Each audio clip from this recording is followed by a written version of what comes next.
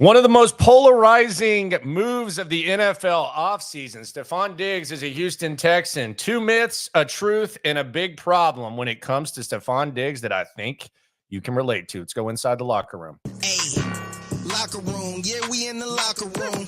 Texas talk, yeah, you know what we about to do. Localize, every angle's what we really do. We the source, we the pulse of the city too. Landlocked, got the game in the headlock. Localize every time, can't stop, won't stop. Yeah, we top two and we not too. Plugged in daily digital on YouTube. We got taste for days.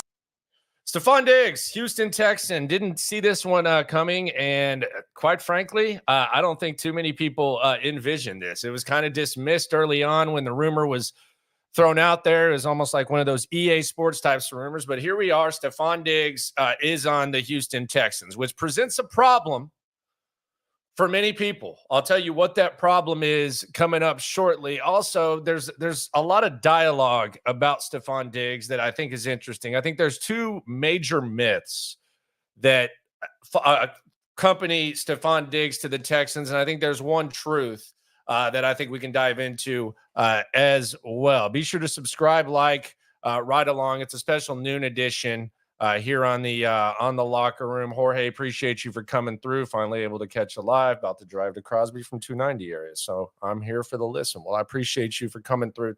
Stuff is about to intensify. It's only going to get more and more fun. Here's myth number one, and this was the dialogue that immediately began as soon as the trade was made. And you've got to look at this. You've got to be somewhat proactive, and you've also got to understand the chain of events that led to Stefon Diggs arriving in Houston. And the first myth I want to start with is that the Texans traded a second for him. That was not what the Texans did. They traded with the Minnesota Vikings, and yes, they did get an extra second round pick from the Vikings, and they traded back 19 spots, but they sent that second round pick to the Buffalo Bills. The Texans would not have made that trade with the Minnesota Vikings without having the Stefon Diggs thing in mind. So I might be getting semantic. It might be getting confusing. But if the Texans were actually willing to trade back, they wouldn't have traded at that time. They probably could have gotten even more. And when the trade was made with Minnesota, we said, what are they doing? Why are they trading back 19 spots? Are they want an extra second round pick? What are they going to do with that second round pick? They sent it to Buffalo for Diggs. So essentially the Texans had a three-way trade in which they traded back 19 spots. Minnesota traded up, and then the Texans sent that second round pick that they got to Buffalo. So it was essentially a second round. It was essentially a three-way trade. So this notion that the Texans, you can't trade a second round pick for Stefon Diggs, it's confusing, but that's not really what they did.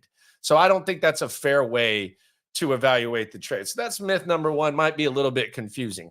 The truth, though, of the matter is Stefon Diggs might have been a backup plan for the Texans. And I think that there's credible reports that lead us to believe that. They tried to trade for Eric Armstead. You heard Eric Armstead himself say that would have been pretty expensive. Who knows if you make the Diggs trade after that. They also tried to trade, according to Aaron Wilson and multiple reports, including I think Diana Rossini had it. They tried to trade for Keenan Allen with the Chargers. They tried to send a third-round pick next year for Keenan Allen. That didn't happen, and apparently they were willing to give Keenan Allen an extension. So Stefon Diggs, it is an interesting backup plan, and it's kind of amazing how backup plans have transitioned in the last few years. David Johnson was actually kind of a backup plan for the Texans as well. They offered Carlos Hyde the contract. He turned it down, and then we can't get Carlos Hyde. Let's trade DeAndre Hopkins for David Johnson in a second round pick. So it's amazing how much second options, backup plans have worked out. But originally they tried to trade for Keenan Allen. Who knows what they do in the draft if that happens? Maybe they stay put. They end up taking someone on the defensive side of the rock, but they adjusted, they pivoted, which Nick Caserio has been known to do. And he wasn't their original plan. So that's a truth. The myth, the second round pick dialogue that is picking up the truth, Diggs might have been a backup plan. Next myth, And I think this one's interesting, and I think this is something that needs to be. I think it's almost unfair to Stefon Diggs. Was there drama in Buffalo? Yes, there was definite drama in Buffalo. There was the awkward offseason incident where they said he was sent home, then they said he wasn't sent home, and then he was, and it was made up, and then all these reports came out, and him and Josh Allen were yelling at each other and all that type of stuff. The myth that I think needs to be made clear is stuff did not blow up in Buffalo. Like, stuff blew up in Philadelphia with Terrell Owens. Stuff blew up in Pittsburgh with Antonio Brown. When the Patriots got rid of Randy Moss, stuff had blown up. Like, he wasn't going to play there. I don't know. Brandon Ayuk right now, it kind of seems a little bit awkward. But the Buffalo Bills last year, they were in the exact same position that they were in years before. Now, did Stefon Diggs, did his production drop when they switched over to Joe Brady from Ken Dorsey? Yes, it did. But much like the previous seasons, they were going toe-to-toe with the Kansas City Chiefs. They won a playoff game, and they were a missed field goal away and a Diggs drop, if we're being fair, away from beating the Kansas City Chiefs. Much like when they lost to them in overtime and they lost to them before that. So if Stefon Diggs was unhappy, he was disgruntled, he was a pain in the ass, all these type of things that you hear, it didn't blow up in Buffalo.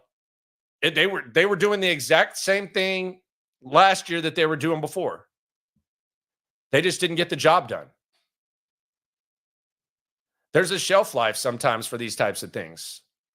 Stefon Diggs, like, follow the money. A lot of times whenever an organization makes a move, or a company makes a move, just follow the money.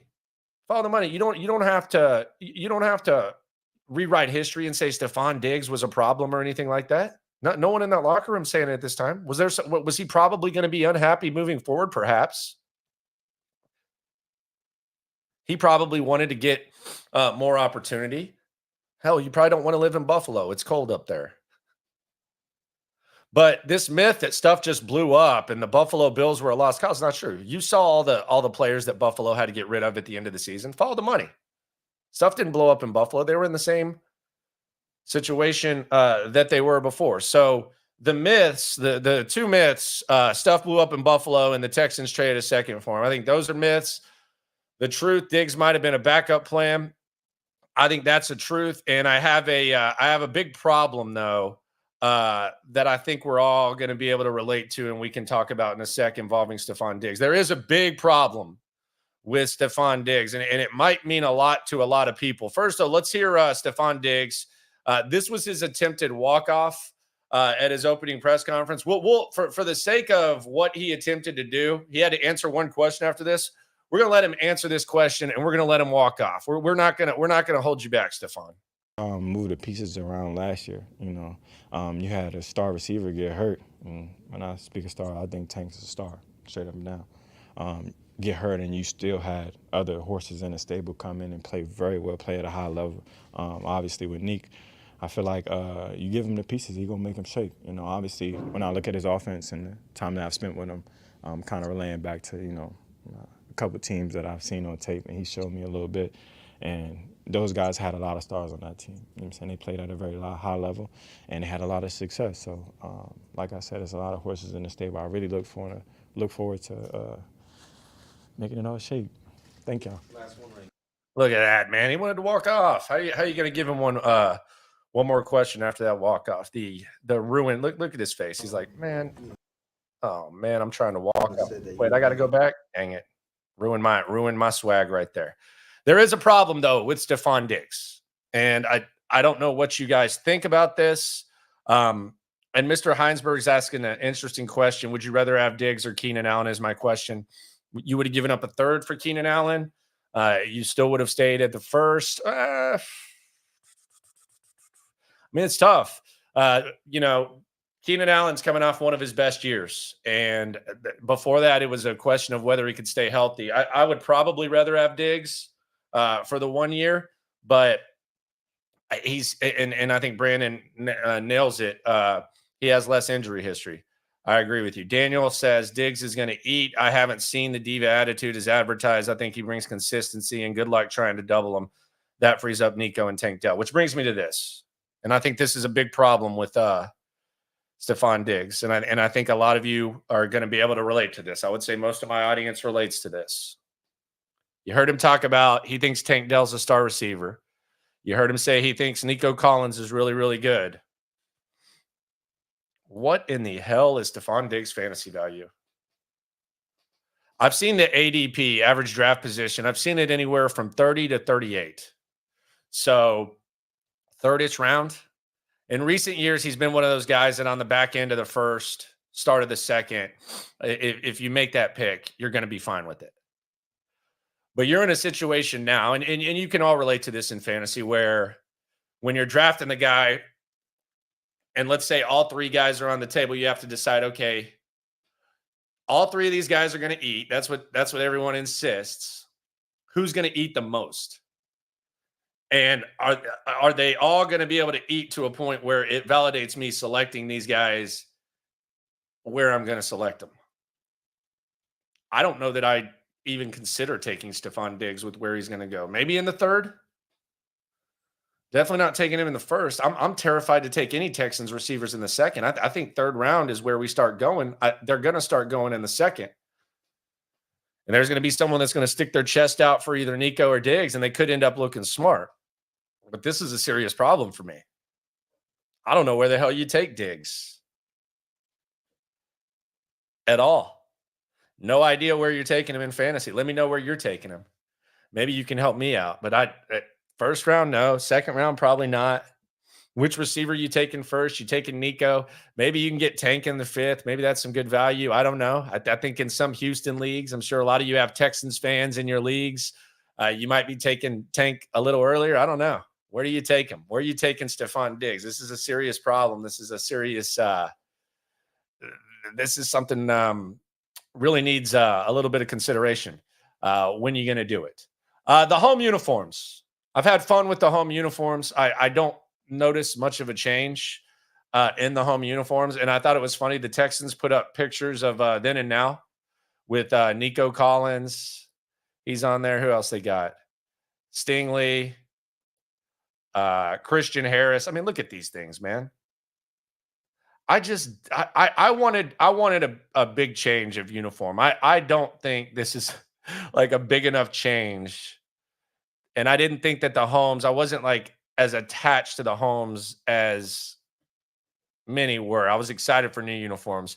When you see these, and again, the good thing about the Texans, all these guys can make any uniform look good. A lot of these guys, this is a good getting off the bus squad.